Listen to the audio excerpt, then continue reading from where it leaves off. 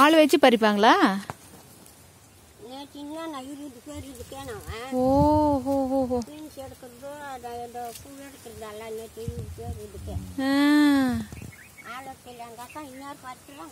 அதான் மறுபடியும் ஆள் கூப்பிடணுமா?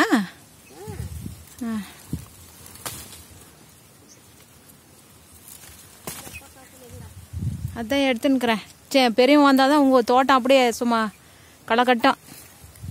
பெரியவர் வந்தா அவனுக்கு புரியாது சரியா.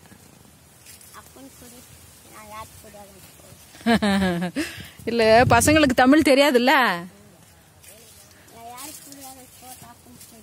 ஆமா.